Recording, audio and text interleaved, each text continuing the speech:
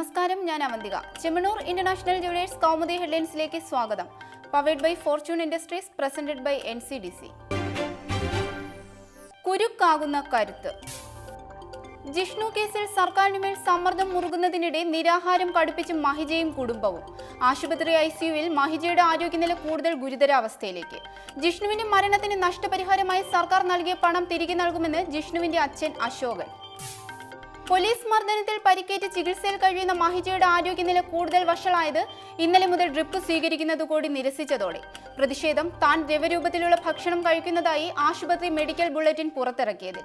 നിരാഹാരം തുടരുന്ന മഹിജയുടെ സഹോദരൻ ശ്രീജിത്തും അവശനിലയിൽ.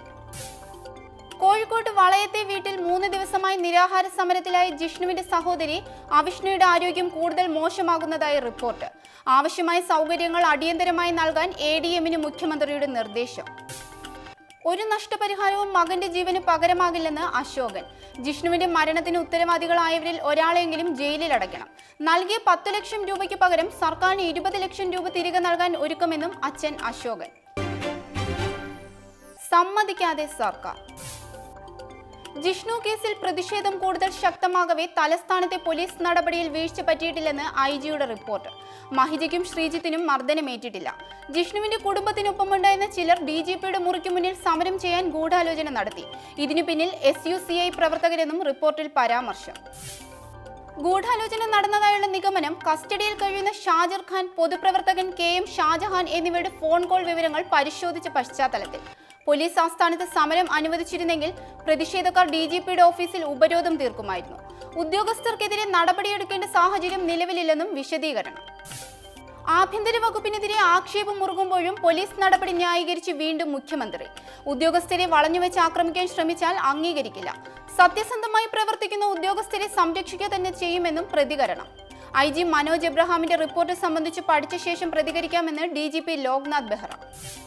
അതേസമയം DGP ഓഫീസിന് മുന്നിലെ പോലീസ് നടപടിക്കിടെ അറസ്റ്റിലായ പൊതുപ്രവർത്തകൻ KM ഷാജഹാന്റെ അമ്മയും നിരാഹാരത്തിൽ. മകനെ ജയിലിൽ നിന്ന് മോചിപ്പിക്കും വരെ സമരമെന്ന് N തങ്കമ്മ. അരുംകൊലയുടെ നടുക്കം. ദമ്പതികളും മകളും ഉൾപ്പെടെ 4 പേരുടെ ജീവനെടുത്ത അരുംകൊലയുടെ നടുക്കത്തിൽ തലസ്ഥാനം. തിരുവനന്തപുരം നന്ദൻകോട്ട് വീട്ടിനുള്ളിൽ മരിച്ച നിലയിൽ കണ്ടെത്തിയത് റിട്ടയർഡ് പ്രൊഫസർ രാജ തങ്കം, ഭാര്യ റിട്ടയർഡ് ഡോക്ടർ ജീൻ പത്മ, മകൾ കരോലിൻ, ബന്ധു ലളിത എന്നിവരെ. 3 പേർ കത്തിക്കരിഞ്ഞ നിലയിലും ഒരാളുടെ മൃതദേഹം വെട്ടിനുറുക്കി ചാക്കിലാക്കിയ നിലയിലും. കൂട്ടക്കൊലപാതകത്തിനു പിന്നിൽ പോലീസ് സംശയിക്കുന്നത് ഒളിവിൽ പോയ മകൻ ജിൻ കേദറിനെ. മൃതദേഹങ്ങൾക്ക് 3 ദിവസത്തെ പഴക്കമുള്ളതായി നിഗമനം. സംഭവം പുറത്തായത് വീടിനുള്ളിൽ നിന്ന് പുക ഉയരുന്നതായി അയൽവാസികൾ നൽകിയ വിവരമനുസരിച്ച് പോലീസ് നടത്തിയ പരിശോധനയിൽ.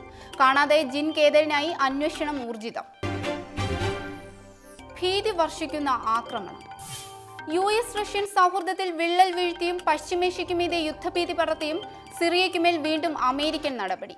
2 ദിവസത്തിനിടെ US സഖ്യസേന രണ്ടാമതും നടത്തിയ മിസൈൽ ആക്രമണത്തിൽ 4 കുട്ടികൾ ഉൾപ്പെടെ 15 പേർ കൊല്ലപ്പെട്ടതായി വിവരം.